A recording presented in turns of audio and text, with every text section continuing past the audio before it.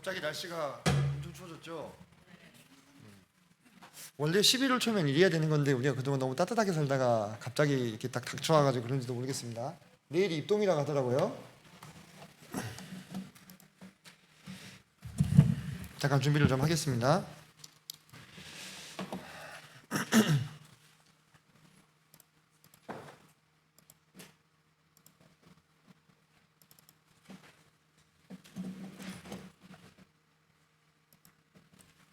화면이 아직 안 나오네요. 미국 대선 결과 보셨습니까? 누가 이미 승리 선언을 했죠? 저도 아까 오후에 잠깐 봤는데 PPT가 안 나오는데 체크 좀 부탁드립니다. 네, 감사합니다. 이렇게 또 세상의 한 변곡점이 또 찍히는 게 아닌가 생각을 했습니다. 투표하기 전에는 해디스가 더 유리하다 이런 언론의 보도는 많이 있었는데 세상의 권세는 하나님께로부터 나지 않음이 없다고 하셨잖아요. 하나님이 천하를 경영하시는 그 경륜 속에서 필요한 자들을 세우셔서 이렇게 쓰시는 게 아닌가. 그래서 미국의 대통령이라면 전 세계에서 가장 권력이 있는 사람이지만 그조차도 하나님 앞에서는 한 사람에 불과하고 또 한 장기말에 불과한 것이기 때문에 어찌됐건 하나님께서 선하게 여기신 대로 또 그분이 의도하신 대로 허락하시지 않았을까, 그런 생각을 또 한번 해보게 됐습니다. 오늘은 우리의 복스러운 소망이라는 주제를 가지고 함께 교제를 하고자 합니다. 지금 현재 청년부에서는 지금 히브리서 강의가 지금 계속 이어지고 있는데요. 아마 히브리서 강의 때 제가 이야기 나눴던 부분들과도 좀 겹치는 부분들이 있을 거라 생각이 되는데 한번 하나님의 말씀을 통해서 이 부분을 좀 참고해 보도록 하겠습니다. 본문은 디도서 2장 11절로 14절 말씀 펴주시기 바랍니다.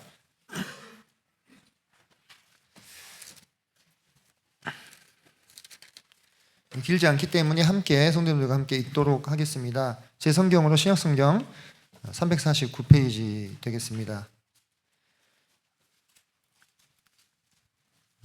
11절부터 14절까지 한 목소리로 읽도록 하겠습니다. 시작. 모든 사람에게 구원을 주시는 하나님의 은혜가 나타나 우리를 양육하시되 경건하지 않은 것과 이 세상 정욕을 다 버리고 신중함과 의로움과 경건함으로 이 세상에 살고 복스러운 소망과 우리의 크신 하나님 구주 예수 그리스도의 영광이 나타나심을 기다리게 하셨으니 그가 우리를 대신하여 자신을 주심은 모든 불법에서 우리를 속량하시고 우리를 깨끗하게 하사 선한 일을 열심히 하는 자기 백성이 되게 하려 하십니다. 11절에 보니까 모든 사람에게 구원을 주시는 하나님의 은혜가 나타났다, 이렇게 이야기를 하고 있습니다.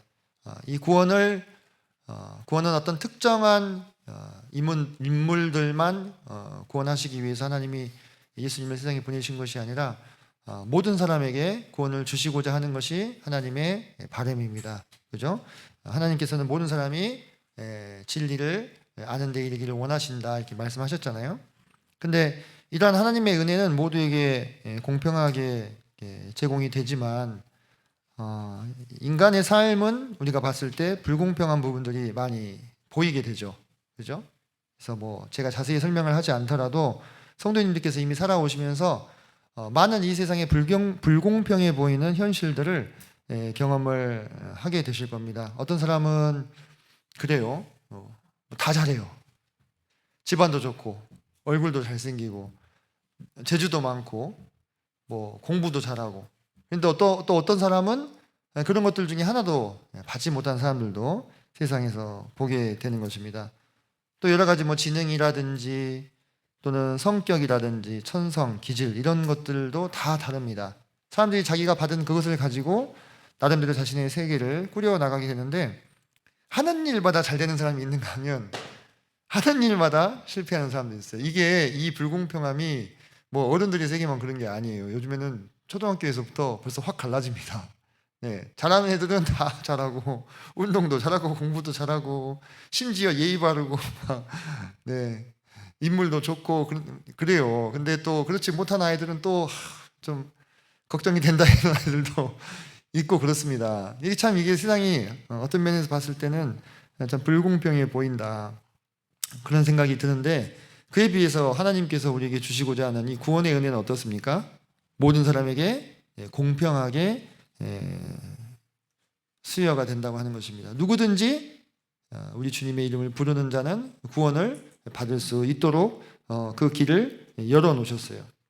누구든지 하나님 앞으로 나오면, 하나님께서 예수님을 이 세상에 보내실 때에 세상죄를 지고 가는 하나님의 어린 양이다. 그 세상죄 속에는 이 땅에 태어난 모든 사람들이 다 포함이 된다고 하는 것입니다. 물론 그들이 자신에게 제공된 하나님의 사랑을 받느냐 받지 못하느냐, 이 문제가 남아있을 뿐이지만, 하나님께서는 기본적으로 차별이 없으신 분, 참 은혜로우신 분, 불공평해 보이는 것 같은 이 세상과 비교해 봤을 때 그분은 얼마나 우리에게 은혜로우신 분이신가. 우리 중에 잘난 사람이든 못난 사람이든, 많이 배우든 못 배우든, 많이 가졌든 못 가졌든 상관없이 다 한 형제요 자매로 불러주신 분이라고 하는 점에서 참 크신 은혜이다, 이런 생각을 해보게 된다는 것입니다. 그 은혜가 마침내 나타나서 우리 또한 여러 가지 사회, 또 여러 가지 개인적인 배경의 차이는 있을지언정 이 자리에 하나님의 몸된 교회, 예수님의 몸된 교회라는 한 어떤 공동체로서, 형제 자매님으로서 이렇게 모여 있다고 하는 것입니다. 그래서 이제 12절 보니까 그 하나님께서 우리를 구원하실 뿐만 아니라 우리를 양육하셨다, 이렇게 나옵니다. PPT를 좀 넘기겠습니다. 자, 우리를 양육하셔서 경건하지 않은 것과 이 세상 정욕을 다 버리고 신중함과 의로움과 경건함으로 이 세상에 살게 하신 거예요. 자, 우리가 그 부모님들이 자녀를 양육하시죠. 낳아놓고 확 버려버립니까? 그렇지 않죠. 보통의 부모라면 자기가 낳은 아이를 정성스럽게 정성을 들여서 기르기 마련입니다. 경락형제님 그렇죠? 어떻게 아기 낳아와서 키워보니까 어떠세요? 쉽지 않습니까? 그렇죠. 쉽지 않죠. 쉽지 않습니다. 쉽지 않은 것이지만 부모이기 때문에 기꺼이 그것을 감당한다고 하는 것입니다. 그러니까 그런 면에서 참 하나님은 우리 부모님이 되시지 않는가, 이런 생각들을 해보게 된다는 거죠. 아빠 엄마가 참 힘을 다해서 그 아이에게 필요한 어떤 신체적인 필요 뿐만 아니라 또 정서적인 필요, 그죠? 또 그의 진로, 또 그의 영혼의 필요, 그런 것들을 참 빠짐없이 제공하려고 하는 것이 부모의 어떤 그 본능인 것처럼, 하나님께서도 우리를 그 크신 은혜로 구원하시고 나서 그냥 네 알아서 잘 커라 하고 내팽개쳐 두시는 게 아니라 우리를 기르시는데, 하나님께서 우리를 양육하심으로 우리에게는 어떠한 성장이 발생합니까? 우리가 아이를 낳아서 양육하면 이렇게 계속 자라나잖아요, 그죠? 그런 것처럼 우리 그리스도인들은 우리 몸이 성장하는 게 아니라 이제 우리 마음의 영혼의 필요를 채워주시면서 가치관이라든지 삶의 목표라든지, 또는 그 목표를 이루기 위한 수단, 또 생각, 나의 습관, 그리고 운명이 하나님의 양육하심으로 인해서 변화되는 것들을 우리가 경험할 수 있게 된다고 하는 것입니다. 그래서 우리가 그렇게 양육을 받았기 때문에 이전에 우리가 익숙했던 경건하지 않은 것과 세상의 정욕, 우리가 이전에 익숙했던 거잖아요, 그죠? 그런 것들을 버리고 신중함과 의로움과 경건함을 따를 수 있게 된 거예요. 그전에는 그런 것들을 따를 수 있는 힘이 없었잖아요. 근데 이제는 하나님의 양육하심을 받아서 왼쪽에 있는 이러한 욕구들보다 오른쪽에 있는 것을 더 추구할 수 있게 됐다고 하는 것입니다. 이 12절에 나오는 이 세상의 정욕에는 많은 것들이 포함이 되어 있을 것입니다. 제가 앞에 올려놓은 것은 이제 메슬로우의 욕구 위계설, 우리 교육학이나 심리학 공부하신 분들 한 번씩 보셨을 텐데 나오는 표인데요. 사람이 기본적으로 이런 욕구들이 충족되어야 상위의 욕구를 추구할 수 있다고 합니다만은 반박하는 의견들도 좀 있지만요.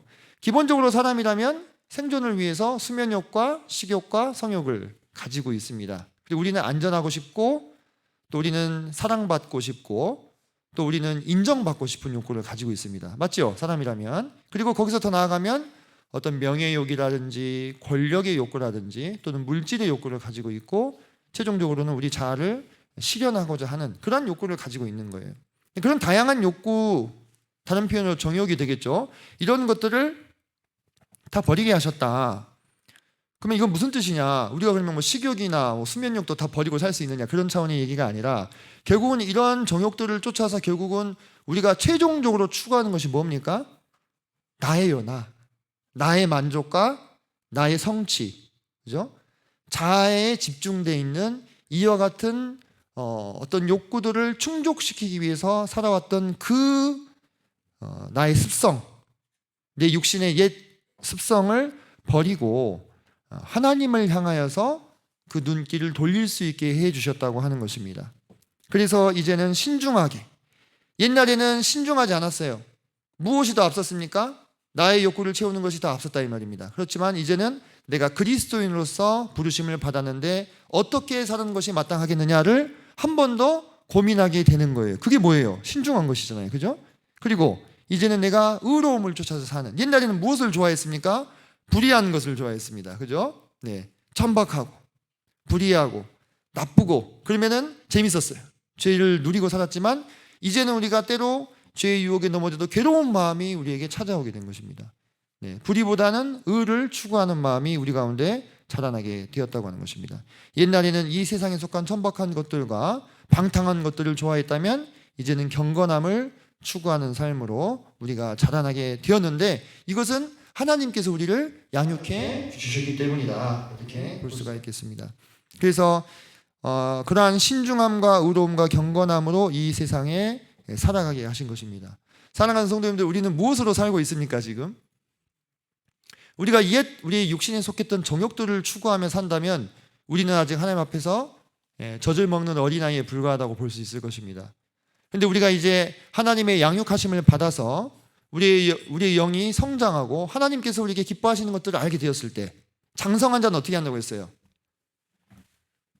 장성한 자는 지각을 사용함으로 연단을 받아 선악을 분별한다 있잖아요. 선악을 분별하는 자들이냐 이렇게 나왔잖아요. 선과 악이 뭡니까? 하나님이 기뻐하시는 것이 선이요, 하나님이 미워하시는 것이 악인 것입니다. 우리가 장성한 사람이 되었다면 이제 하나님이 무엇을 기뻐하시는지를 알고 그것을 택하고자 한다는 것입니다. 그런데 우리가 아직 어린아이일 때는 옛 우리의 육신에 속했던 이 육신의 욕구들, 그래서 어린아이의 특징이 뭐라고 말씀을 드릴 수 있겠습니까? 어린아이는 좀 이기적이죠. 자기 엄마가 간밤에 1시간밖에 못 자도 배고프면 어떻게 해요? 하고 울어가지고 어떻게 해요? 분유를 타게 만들잖아요. 그죠? 엄마가 힘든 거는 안중에도 없어. 그죠? 그래서 자기 입속에다가 분유를 넣어달라고 엄마를 깨우는 거예요. 아빠도 깨우고. 근데 이제 이 아이가 점점 자라나게 되면 어떻게 합니까? 누굴 생각하게 돼요? 부모님을 생각하잖아요. 그래서 어버이날이 되면 틀린 글씨로라도 아빠 사망해요 이렇게 사랑해요가 아니라 사망해요 이렇게 써가지고 가지고 오기도 하고 그렇게 된다 이거예요. 그게 뭐예요? 자라난 거예요. 그죠? 자라났기 때문에 그렇게 막 그 삐뚤빼뚤하게 글씨 써가지고 와도 이게 감동이 돼요. 사망해요지만 사랑해요라는 걸 아니까 감동이 되는 겁니다. 그렇게 장성한 자가 될수록 우리 진짜 부모님이신 하나님이 기뻐하시는 것이 무엇인지를 따라 사는 사람들이 되는 거예요. 우리가 이 세상에 살 때부터요. 그죠? 저 하늘에 가서가 아니고. 그러면서 13절 보니까 복스러운 소망과 우리의 크신 하나님 구주 예수 그리스도의 영광이 나타나심을 기다리게 하셨으니 라고 했습니다. 우리의 복스러운 소망이 무엇입니까? 주님께서 다시 이 땅에 오시는 것, 그분의 놀라운 나라가 우리 가운데 세워지는 것, 그것을 우리가 바라고 있잖아요. 이 땅을 우리가 지금 살펴보게 됐을 때 이 땅은 정말로 참 멸망을 향해서 달려가고 있구나 이런 생각들을 종종 하게 됩니다. 한쪽에서는 엄청난 하이테크를 발전시키면서 정말 사람이 마치 신이 된 것처럼 살고자 하는 그런 욕구들을 추구해가고 있는 반면에 다른 한쪽에서는 기후위기라든지 식량난이라든지 전쟁이라든지 이런 것들로 인해서 정말 피폐해질 대로 피폐해진 인생의 모습을 우리가 볼 수 있다고 하는 거예요. 성경에서는 뭐라고 얘기했냐면 이제 하늘과 땅은 그 동일한 말씀으로 불사르기 위하여 간수하신 바 되어 경건치 아니한 사람들의 심판과 멸망의 날까지 보존하여 두신 것이다. 하나님을 믿지 않은 사람들도 무엇에 대해서 얘기합니까? 세상의 종말에 대해서 이야기를 합니다. 한편에서는 아니다, 과학기술로 그런 것들을 우리는 다 극복할 수 있다. 다른 한편에서는 아니다, 바로 그 과학 때문에 이 세상이 망하고 있다. 누구의 말이 맞는지 서로 다투지만 뚜렷한 해결책은 나오지 않고 있어요. 그렇다고 해서 멈출 수도 없어요. 왜? 내가 멈추는 순간 내 경쟁자가 나를 앞질러서 나를 지배할 것이 뻔히 보이니까 정말 그 극한 경쟁의 길로 계속해서 달려들어가고 있는 이 세상을 우리가 보게 될 때 우리가 이 세상을 우리의 소망이라고 할 수 있겠는가? 우리가 이 세상에 우리의 소망을 둘 수 있겠습니까? 이 세상의 형적은 다 지나간다고 했습니다. 지나간다고 했어요. 그래서 우리가 주목해야 될 것은 이제 이 땅에 우리의 소망을 두는 것이 아니라 저 하늘에 우리의 소망을 두는 것이라고 성경은 정말 자주자주 우리에게 말씀을 하시고 있습니다. 그러면서 우리 주 예수 그리스도께서 이 땅에 다시 오실 그날을 우리에게 고대하게 하고 있는 거예요. 이 땅에 우리 삶을 우리가 살아가고 있잖아요, 지금. 그런데 이 땅에서 성경에서는 사람의 인생이 70이요 간거라면 80이라고 했고, 또 요즘에는 뭐 의학이 발달해서 100살도 뭐 우습게 살 수 있을 것이다 라고 이야기하고 있지만 결국 뭡니까? 누구에게나 다 끝이 있다고 하는 거예요. 그게 70이 됐든 80이 됐든 100이 됐든 무슨 차이입니까? 뭐 몇십 년 차이죠, 그죠? 그렇지만 결국 언젠가는 다 죽어서 이 세상을 떠나야 되는 것이 이 땅에 태어난 모든 사람들의 저항할 수 없는 운명이라고 하는 것입니다. 그런데 이 세상의 전부인 사람들은, 이 세상에서 놀라운 성취를 이뤘거나 이 세상에서 성공을 이룬 사람들은 이 땅에 소망을 많이 두고 살죠. 그런데 우리는 우리의 소망을 어디에 두고 삽니까? 하늘에 두고 살게 된다고 하는 것입니다. 물론 이것은요, 성도님들, 제가 이 땅의 삶을 완전히 외면하고 도외시하고 염세주의에 빠져서, 허무주의에 빠져서 이 세상에서 우리의 삶은 아무 의미가 없다, 그런 뜻이 아닙니다. 도리어 이 땅의 삶은요, 하늘을 바라볼 때 더욱 의미가 있어지는 겁니다. 왜냐하면 우리가 하늘에 들어가서 살아가게 될 그 삶을 결정하는 것이 어디에서의 삶이냐? 바로 이곳에서 우리가 어떠한 마음과 어떠한 자세로 살아가느냐에 따라 결정되기 때문이에요. 우리는 여전히 성실하게 살면서 우리 어린아이들을 키우고, 또 젊은이들을 교육하고, 또 늙은 분들을 공경하면서 그분들의 영육간의 필요를 채우기 위해서 성실한 삶을 분명 살아야 됩니다. 하지만 방금 말씀드렸다시피 이 땅에서의 삶은 장차 우리가 들어갈 하늘에 진정한 삶을 준비하고 훈련하고 연습하는 일종의 훈련장인 거예요. 성도님들, 특히 우리 형제님들 그 육군훈련소 다들 다녀오셨죠? 다들이라고 하면 좀 그렇겠네요. 다녀오신 분들이 많으시죠? 예. 훈련장이 편하던가요? 편하셨는가 봐. 쉽사리 대답을 못 하시네. 저는 진짜 힘들었거든요. 예, 저도 저는 그 3개월 훈련을 4번에 나눠서 받았어요. 네. 그 성남에 있는 그 학생중앙군사학교라고 ROTC들이 가서 훈련 받는 곳이 있습니다. 방학 때 가가지고 엄청 힘들더라고요. 뭐 이렇게 군장 메고 지금 행군도 하고 뭐 총도 쏘고 하는데 훈련장의 삶은 쉽지 않습니다. 그렇기 때문에 우리가 이 세상에서의 삶을 훈련장이라고 생각한다면 왜 이렇게 이 세상이 힘든가, 사는 게 왜 이렇게 고난의 연속인가가 좀 이해가 되는 부분이 있어요. 이 땅에서 우리가 연단을 받고 있기 때문에 그렇죠. 하지만 그런 고난 가운데서 우리가 소망을 잃지 않을 수 있다고 하는 것입니다. 왜냐? 반드시 우리에게 구주 예수 그리스도의 영광스러운 모습이 나타나게 될 것이기 때문에 이 모든 우주와 천지 만물을 지으신 그 예수님께서 놀라운 모습으로 우리 가운데 드러나게 되실 것이기 때문에 우리는 그날을 사모하는 사람의 입장에서 이 땅에서 겪는 크고 작은 고난들에 대해서 그것을 능히 감당하고 또 수용할 수 있는 동기를 부여받게 되는 거예요. 성도님, 한번 제가 여쭤보겠습니다. 주님의 다시 오심을 기다리지 않는 분이 혹시 있으신가요? 조금 나는 아쉽다, 아직 장가를 못 갔다. 결혼은 그래도 하고 가야 되지 않나. 은강이님 그러신다고요? 예. 뭐 그럴 수도 있죠. 그럴 수도 있을 겁니다만은, 우리 그리스도인들의 삶 가운데는 모두 다 이 주님의 다시 오심을 바라는 마음이 마음 가운데 있을 것입니다. 그 날이 우리에게 허락되기만 한다면 그날은 우리의 최종 국면이 될 것입니다. 이 땅에서의 삶의 마지막일, 이 땅에서의 삶의 마지막을 고하고 이제 하늘의 삶으로 들어가게 될 것입니다. 그곳에서 우리에게 영원한 안식이 주어질 것이다, 이렇게 말씀을 하시죠, 성경이. 그래서 이 하나님의 나라가 우리에게 도래하게 되었을 때 우리에게 주어질 안식이 무엇이냐와 관련해서 성경은 많은 부분에서 그것을 기업과 결부시켜서 이야기하는 것들을 볼 수가 있는데요, 우리가 방금 읽었던 디도서에서도 3장 7절을 보시면 그런 이야기를 하셔요. 3장 7절 같이 한번 읽어보겠습니다. 시작.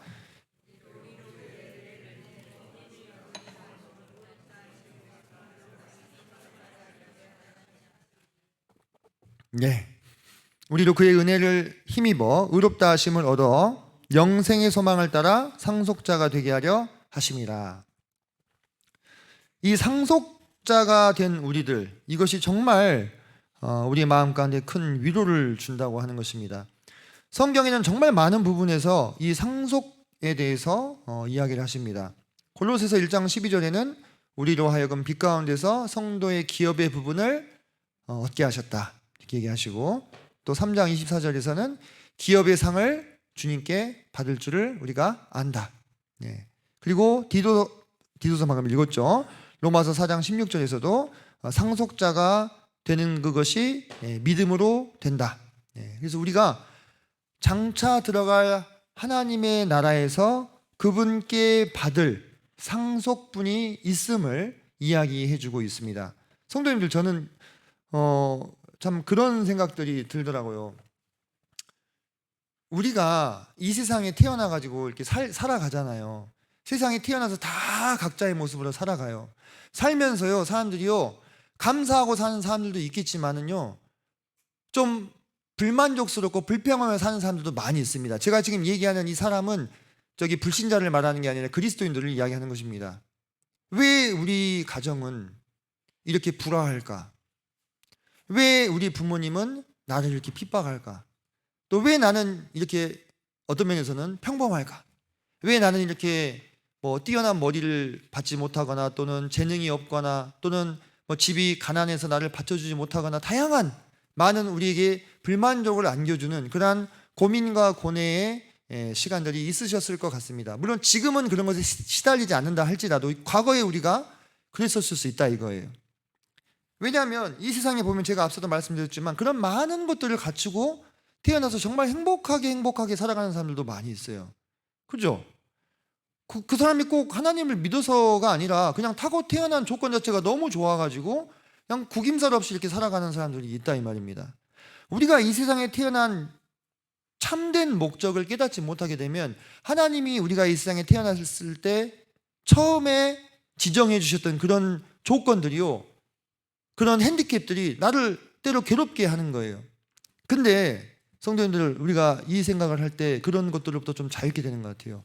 우리가 이 세상에 태어난 목적은 이 땅에서 우리가 이 땅에 태어날 때부터 받은 그런 여러 가지 조건들을 바탕으로 행복하고 풍요로운 삶을 살기 위한 것이 아니더라고요. 우리가 이 땅에 태어난 목적은, 만약에 그것이 우리의 목적이면 이 세상은 정말 불공평한 세상입니다. 그렇지 않습니까? 하나님이 불공평하신 분이에요. 왜 어떤 사람은 저기 소말리아나 방글라데시 이렇게 못 사는 나라에 막 태어나가지고 어렸을 때부터 내전에 휘말린다거나, 또는 전쟁통에 태어나가지고 막 폭탄 막 맞고 이런 데 태어나는 사람들이 있는가 하면, 어떤 사람들은 저기 미국이나 이런 선진국에 태어나가지고 안전한 삶을 부여받고, 태어나서 보니까 벌써 태어날 때부터 막 수백억 부자가 되어 있어. 그렇게 생각이 되잖아요. 근데 우리 사람이 모든 이 땅에 태어난 모든 사람들이 하나부터 열까지 한 명도 예외 없이 하나님께서 우리 사람들에게 주시고자 했던 진정한 삶은 이 땅에서 부여된 조건에 입각한 어떤 잔잔한 행복이나 성취가 아니라 하늘에 하나님의 상속자로서 살아가기 전에 잠깐 거쳐가는, 스쳐가는 찰나와 같은 인생이 이 땅의 삶의 진짜 의미다, 이 말이에요. 근데 이 찰나와 같은 시간을 어떻게 보내느냐에 따라서 저 영원한 세계에서 우리의 진정한 삶, 나라는 존재의 참된 삶의 정도가 결정이 되게 만들어 놓으셨다, 이거예요. 그래서 우리가 정말 이 부분을 생각할 때 내가 이 땅에서 받은 조건과 받은 그 환경이 어떠하든 상관없이 하나님의 상속자로 부르심을 받은 자로서 하나님의 뜻을 행하고 이 세상을 떠나면 그 다음부터는 우리에게는 영원하고 충만한 진정한 나의 삶이 시작된다고 하는 것. 그것을 하나님이 우리에게 거듭거듭해서 성경을 통해서 말씀해주고 있다고 하는 것입니다. 우리는요, 이 땅을 살면서 많은 것들 때문에 슬픕니다. 내가 이루지 못한 꿈 때문에 슬프기도 하고, 내가 이루지 못한 사랑 때문에 슬프기도 합니다. 내가 가보지 못한 길 때문에 후회할 때도 있습니다. 내가 이루지 못한 목표 때문에 가슴이 답답할 때도 있으실 것입니다. 그런데 그런 게 중요한 게 아니더라고요. 그건 다 어떻게 되는 거예요? 지나가는 형적이에요. 우리가 지나가는 형적이라 했을 때 이 땅에 뭐 산, 나무, 들, 바다, 강 이런 것만 생각하시면 안 된다 이 말이에요. 우리가 이 땅에 스쳐 지나가면서 남겼던 흔적들도요, 다 그분 앞에서 어떻게 되는 것입니까? 나중에 깨끗하게 리셋되는 것입니다. 우리가 이 땅에서 맺었던 인간관계, 혈연관계, 가족관계, 내 고향, 내 지연, 학연, 사람으로서 끊을 수 없는 사슬같이 나를 묶고 있는 그런 모든 관계들 있잖아요. 그런 것도 다 어떻게 되는 거예요? 그날에 하나님 앞에 서게 되면 깨끗하게 리셋이 되는, 그때는 모든 사람이 각자 한 사람 한 사람의 영혼으로서 그분 앞에 서게 되는 것입니다. 그리고 영광의 주님을 바라보게 될 것입니다. 그분이 이 땅에 계획했던 그 순서대로 이 땅을 찾아와서 자기에게 허락된, 자기에게 부여된 시간을 살고 그 시간에 대한 결산을 하나님 앞에 가서 하게 되는 거예요. 그리고 그 결과로서 무엇을 받게 되는 것입니까? 기업을 얻게 되는 거예요. 그게 우리가 들어갈 참된 안식입니다. 그게 우리가 들어갈 참된 쉼이 된다고 하는 것입니다. 그날에 이르기까지 우리는 잠깐 이 땅을 거쳐가는 것이기 때문에 이 땅 안에서 우리가 겪게 되는 크고 작은 고난에 대해서, 물론 그것이 너무 힘든 것입니다. 사람으로서는. 우린 사람이잖아요. 그죠? 너무너무 힘들고 감당할 수 없는 것이라 할지라도 사실 그 고난의 참된 의미는 하나님께서 그분의 나라를 우리에게 상속받게 하시기 위해서 거쳐가게 하는 거라 이거예요. 우리가 로마서 8장 17절 말씀을 보면 자녀이면 또한 상속자, 곧 하나님의 상속자요 그리스도와 함께한 상속자니 우리가 그와 함께 영광을 받기 위하여 고난도 함께 받아야 할 것이니라 라고 로마서 8장 17절에서 말씀하고 있죠. 우리에게 허락된 고난이요, 정말 이해가 안 되고, 정말 하나님이 살아계시면 왜 나의 기도에 이렇게 응답해 주시지 않는가. 우리가 받는 고난이 그렇게 이해가 안 될 때가 있어요. 내가 내 가족의 구원을 위해서 그렇게 오랫동안 기도했는데도 응답이 없는 것에 대해서 하나님, 이 기도는 잘못된 기도입니까? 왜 안 들어주십니까? 이런 생각들이 들잖아요. 그리고 그 가족으로 인해서 고통받을 때, 또는 내가 어떤 직장에서, 또는 내가 어떤 학교에서, 또는 어떤 사회에서 그리스도인으로 살아가기 위해서 고난받을 때 내가 뭐 하고 있지? 이런 생각들이 드실 수 있지 않습니까? 근데 그것이 바로 하나님과 함께, 주님과 함께 영광을 받기 위해서 거쳐가야 될 일종의 훈장 같은 거예요. 군인이 막사에만 있으면 공을 세울 수 있습니까? 죽진 않겠지만 공을 세울 일도 없는 겁니다. 전쟁터로 들어가가지고 총알을 피하면서 싸움을 감당하면 다칠 수도 있고, 그죠? 상위 군인이 될 수도 있고, 하지만 그 모든 고통스러운 과정을 통해서 그 군인은 명예와 영광을 얻게 되는 것과 유사한 거예요. 하나님께서 장차 우리가 들어갈 그 세상에서 우리에게 무언가를 상속해 주시는 근거가 뭐라 이거예요? 이 고난이다 이거예요. 내가 이 땅에서 더 많은 고난을 당하면 당할수록 그것이 하나님 앞에서는 내게 더 많은 상속과 기업을 주실 뭐가 된다고요? 근거가 된다고요. 그래서 성도님들, 이 땅에서 우리가 겪는 많은 고난으로 인해서 우리 마음이 괴롭지만은 그것이 하나님 앞에서 나를 증거해 줄 것이다, 이렇게 생각하시면 좋겠습니다. 물론 우리가 구원받는 증거는 뭐뿐입니까? 예수님의 보혈뿐이에요. 예수님뿐이에요. 그죠? 근데 우리가 그분 앞에서 상속받게 되는 것에 대한 근거는 뭐예요? 그분의 이름을 위하여 우리가 능히 능욕받고, 기꺼이 고난받고, 기꺼이 참고, 기꺼이 손해를 감수했던 그 시간들이라 이 말이에요. 그것이 우리를 하나님 앞에서 증거해 주게 될 것인데, 그럼에도 불구하고 우리는 마음 가운데 고난이 힘들죠. 힘들죠. 자, 우리의 마음을 좀 열기 위해서, 우리의 눈을 뜨기 위해서 제가 사례를 좀 들어드리도록 하겠습니다. 이 이야기를 들으시면 좀 더 명확해지실 것 같은데, 가끔 우리가 아이들이 이렇게 놀고 있는 모습 보면 어떻습니까? 참 귀엽죠? 예, 참 천진난만하고 좀 순진무구한 이 모습. 예, 근데 아이들이요, 순진무구하지만은 않아요. 놀다 보면 어떻게 해요? 서로 장난감 가지고 막 싸우죠. 싸우고 서로 자기가 이거 갖겠다고 다투고, 그죠? 예. 그리고 어른들이 봤을 때 그 대수롭지 않은 거 가지고 어때요? 털어지고, 그죠? 속상해하고 울고 그런단 말입니다. 그게 어른의 눈에는 크게 가치가 없지만 그 아이의 눈에는 어때요? 대단히 가치 있게 보이는 거예요. 그래서 그것에 어떻게 합니까? 집착하기도 하고 또 심지어 싸우기도 하고 뺏으려고 하고 그런다는 것입니다. 근데 그 아이가 나중에 이제 커서 어른이 됐어요. 그럼 자기가 어른이 됐을 때 자기가 어렸을 때 가지고 놀던 그 소꿉놀이 그 세트를 보면서 아이고 이거 내 거야 이렇게 하나요? 안 해요. 물론 추억이 약간 좀 돋을 수는 있겠지만 내가 그때 그랬지 하지만 내가 그때 왜 그랬지? 하지 않겠습니까? 내가 그때 왜 그랬지? 그 지금 어른의 눈으로 봤을 때는 별로 가치 없는 것이라 이 말이에요. 근데 그걸 가지고 지금 막 아등바등 그때 이렇게 싸우고 막 그랬단 말이에요. 막 좋았다가 나빴다가 막 그랬단 말이에요. 이게 우리에게 주는 의미가 있어요. 우리가 나중에 하늘나라에 가게 됐을 때도요, 비슷할 거다 이거예요. 하늘나라에 가서 우리가 하늘나라의 그 변화된 우리의 모습에서요, 우리가 이 땅에서 어른으로 살 때 우리가 추구했던 것들을 이렇게 보면 어떤 마음이 들까요? 이 땅에서 내가 출세하기 위해서, 또 이 땅에서 내가 돈을 많이 벌기 위해서, 또 이 땅에서 내가 고난을 회피하기 위해서 타협하면서 그것이 더 좋아 보였기 때문에, 더 가치 있어 보였기 때문에 추구했던 그것들이 어떻게 보일 거냐 이거예요. 성도님들, 생각 이해되십니까? 지금 아이들을 우리가 봤을 때 우리가 느끼는 그 감정을 그 나라에서 우리가 지금 우리의 모습을 보면서 느끼지 않을까 싶은 거예요.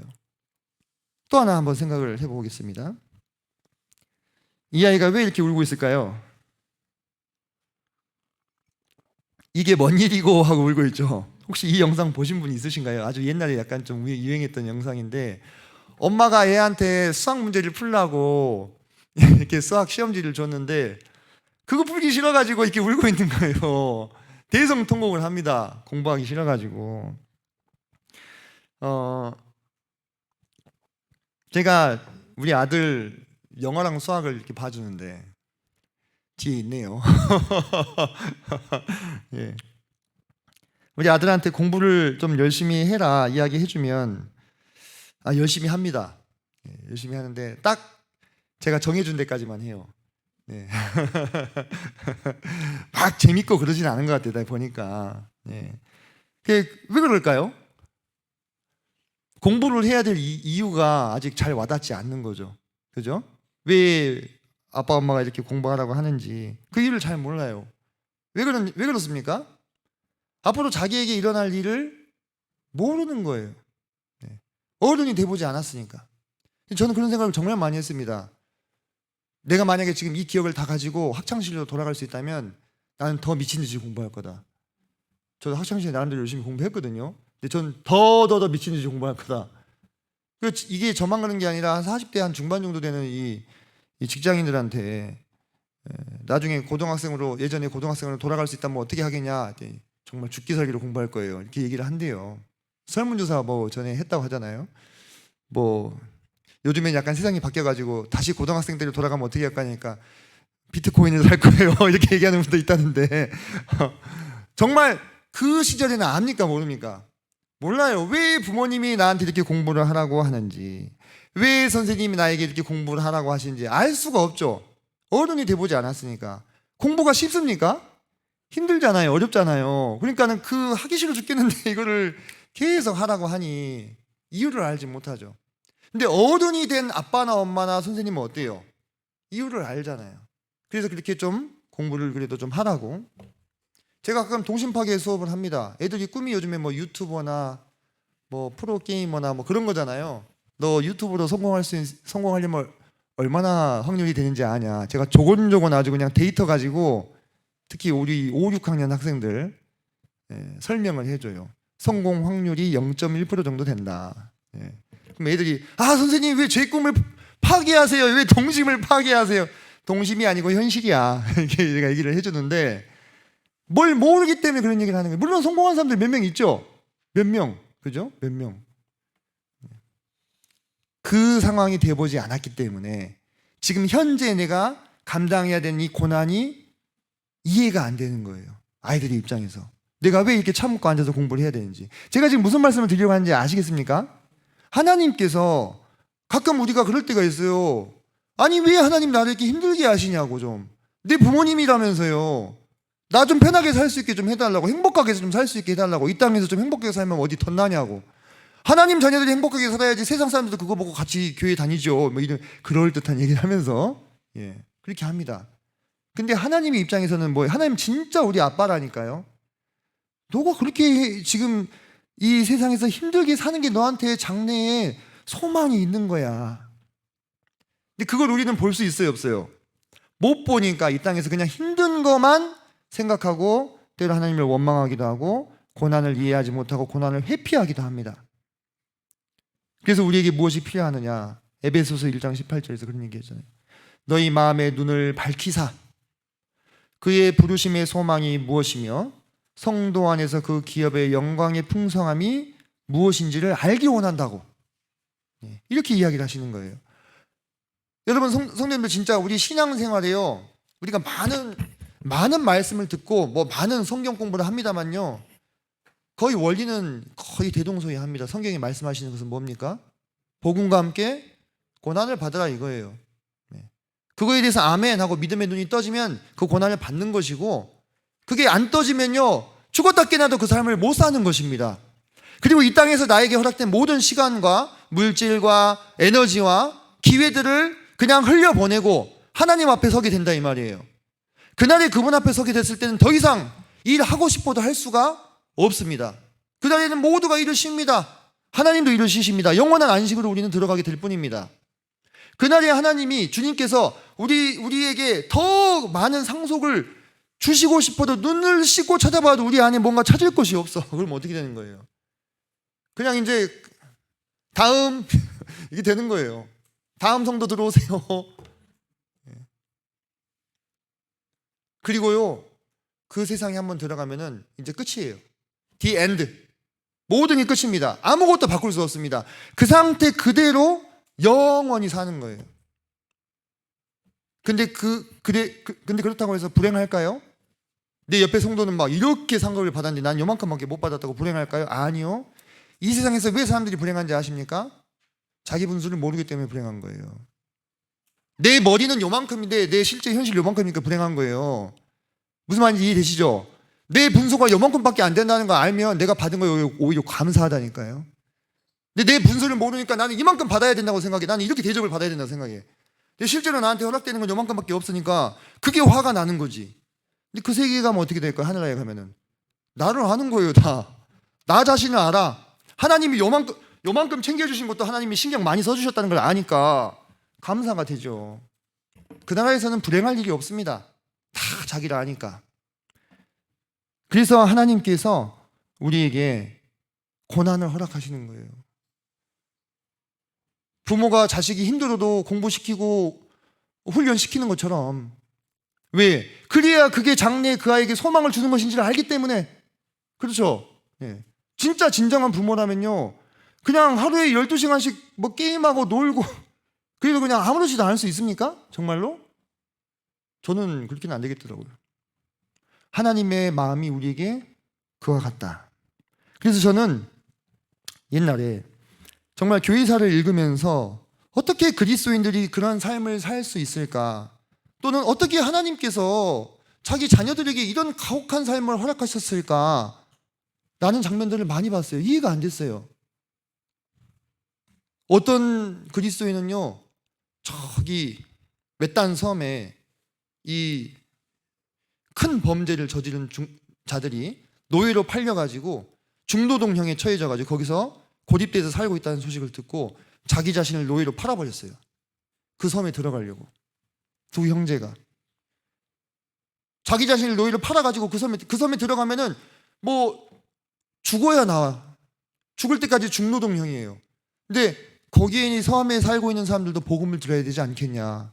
이 마음을 주님이 주시니까 자기들을 노예로 팔고 그 섬에 배 타고 들어갔어요. 항구에서 성도들이 그 형제들 둘이 배를 타고 그 섬으로 들어가는 걸 하염없이 쳐다보면서 우는 거예요. 가면은 다시 못 볼 걸 아니까. 어떤 자매들은 산골 마을에 복음을 전하러 가다가 산적들한테 잡혀가지고 그 산적들한테 자신들의 육체를 완전히 다 유린당했어요. 성놀이개로 그 산적들의 이 진지에서 살게 된 거예요. 세상적인 눈으로 봤을 때는 어떻습니까? 망한 거잖아요. 그죠? 망한 거예요. 그 여인으로서 그들이 가지고 있었던 가장 고귀한 그런 것들을 짓밟히고, 근데 그들이 거기서 최선을 다해서 그 산적들을 섬기면서 복음을 전했다는 거예요. 뭐 이런 얘기가 뭐 한두 개가 아닙니다. 어떤 그리스도인들은 예수님께서 부자 청년에게 하신 말씀을 그대로 실천했어요. 자기가 물려받은 재산을 영국의 아주 유명한 가문의 상속자였는데 그 재산을 다 팔아가지고 가난한 자들한테 다 나눠주고 평생 주님 복음 전하다가 돌아가신 분. 그런 분이 한둘이 아닙니다.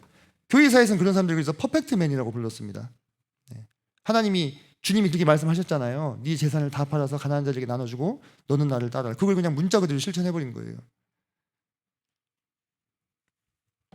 에콰도르의 아우카 부족에게 복음을 전하러 들어가셨다가 꽃다운 나이에 순교하신 짐 엘리엇이 그런 얘기를 했죠. 영원한 것을 위해서 영원하지 않은 것을 포기하는 자는 바보가 아니다. 그죠? 저는 사실 처음에는 이해가 안 됐어요. 지금도 다 이해가 되는 것은 아닙니다. 그런 어떤 이야기들을 접할 때마다 어떻게 하나님이 아빠 아버지라 하시면서 그 자녀들에게 이런 가혹하고 때로는 정말 잔인한 삶들을 허락하실 수 있었을까? 근데 그것이 도리어 그들의 장래에 정말로 놀라운 기업의 영광을 얻게 하는, 그들이 이 땅에서 잃은 건 뭡니까? 이 땅에서 받은 육체였어요. 그것은 어떻습니까? 그 형적은 없어질 거예요. 제가 아까 그랬잖아요. 없어질 거예요. 우리의 육신은 이 땅에서 다 썩어서 흙이 됩니다. 내가 이 땅에서 아무리 호의호식하고 안락한 삶을 살고 내 육신을 편안케 하였어도요, 그래서 편안히 눈을 감았어도요, 그런 육신이나 주님을 위해서 완전히 닳아져버린 육신이나 다 똑같이 썩어서 흙이 되는 것뿐이에요. 하나님께서 도리어 고난의 길을 허락하신 그 그리스도인들이 영혼의 관점에서는 정말 성공한 삶을 살고 가신 거더라고요. 그러므로 우리는 어떻게 해야 되겠습니까? 디도서 2장 14절 보겠습니다. 그가 우리를 대신하여 자신을 주심은 모든 불법에서 우리를 속량하시고 우리를 깨끗하게 하사 선한 일을 열심히 하는 자가 하는 자기 백성이 되게 하려 하심이라. 하나님이, 예수님께서 우리를 부르셔서 우리를 불법에서 깨끗하게 해주시고 우리로 선한 일을 열심히 하는 자기 백성이 되게 하셨대요. 우리가 선한 일을 행하고자 할진데 어찌 고난이 없겠습니까? 그죠? 우리가 선한 일을 하고자 할진데 어찌 희생과 헌신이 따르지 않겠습니까? 근데 하나님께서 우리를 부르신 것은 그 일을 열심히 하는 하나님의 참 백성이 되게 하려고 우리를 부르셨대요. 히브리서 10장 35절로 39절을 보면 너희에게 인내가 필요하면 다시 같이 읽겠습니다. 시작.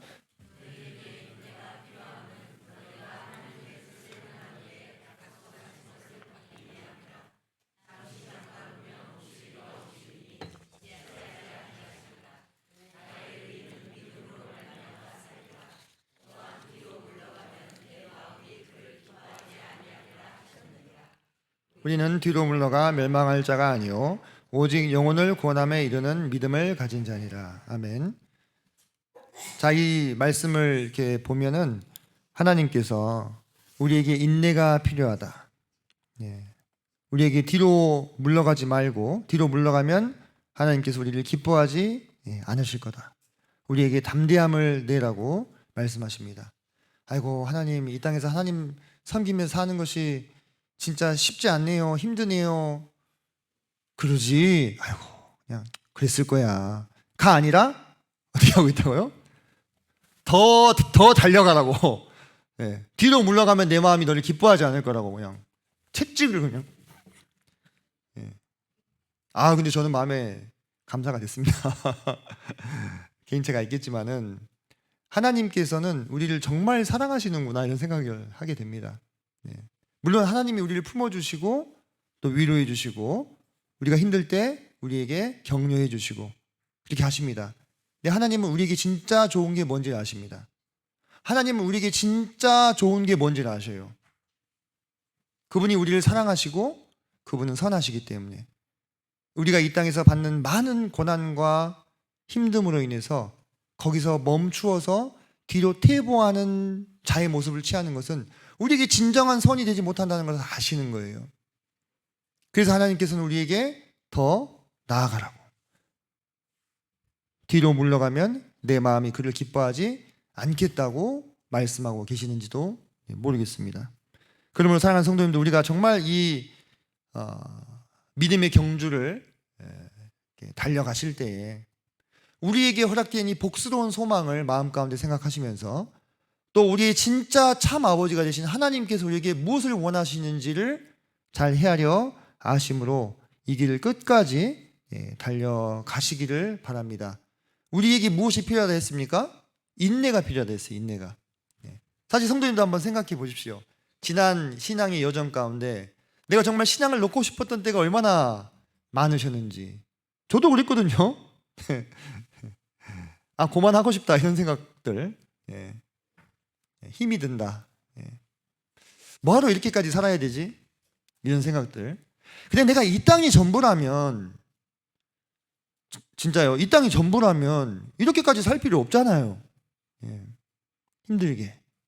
그런데 우리에게 이 땅은 장차 도래할 영원한 하나님의 나라를 위한 훈련장이자 준비하는 곳이기 때문에 하나님께서 우리에게 격려해 주시고 또 응원해 주시고 그러한 것들을 받아서 힘있게 그 복스러운 소망을 향해서 달려가야 될 것이 아닌가, 그런 생각을 좀 해보게 됩니다. 장차 도래할 세상에 들어가게 되면 우리는 어떤 모습이 될까요? 성도님들, 겨울이 돼도 춥다고 옷 갈아입지 않으셔도 될 거예요. 그때 우리가 받을 육체는 지금 이 땅의 첫 창조에 속한 것과는 근본적으로 다른 것입니다.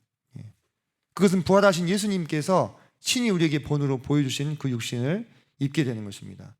우리는 영원한 영광의 빛 가운데로 들어가게 됩니다. 거기서는 시간이 어때요? 멈추게 돼요. 그래서 우리는 그 상태에서 영원토록 하나님과 함께 교제하면서 그분과의 충만한 기쁨 가운데로 들어가게 돼요. 성도님들, 그때는요, 남자도 없고 여자도 없어요. 그 남자라고 여자라고 하는 것은 뭡니까? 이 땅에서 우리가 무슨 육체를 받았느냐에 따라 결정되는 것 뿐입니다. 그죠? 그곳에서 우리는 우리보다 더 영광스럽게 창조되었던 천사들의 시중을 받게 될 것입니다. 그들은 모든 상속자들이 부리라고 그들을 섬기라고 부르심을 받은 사역자들일 뿐입니다. 우리가 앞으로 들어갈 그 세상이 점점 우리에게 오고 있습니다. 만약에 주님께서 우리 평생 가운데 오시지 않는다면 내가 그곳으로 들어가면 됩니다. 정말 그 나라를 사모하고 그 나라에 들어가서 주님과 함께 나누게 될 그 기쁨과 교제를 사모하는 마음이 점점 마음 가운데 커집니다. 우리 아이들만 아니라면 지금이라도 당장 들어가고 싶은 마음이에요. 사도 바울도 그러잖아요. 그죠? 그래서 그 나라가 우리를 기다리고 있다는 사실을 마음 가운데 기억하시면서 지금 현재 성도님들께서 겪고 있는 그런 고난이 어떤 것인지 제가 다 알지 못합니다만은 다 각자의 뭐가 있습니까? 십자가가 있다고 하는 것입니다. 그 십자가를 지시고 하나님 그리고 주님을 의지하시면서 힘내서 이 길을 함께 걸어갔으면 좋겠습니다. 함께 기도하시겠습니다.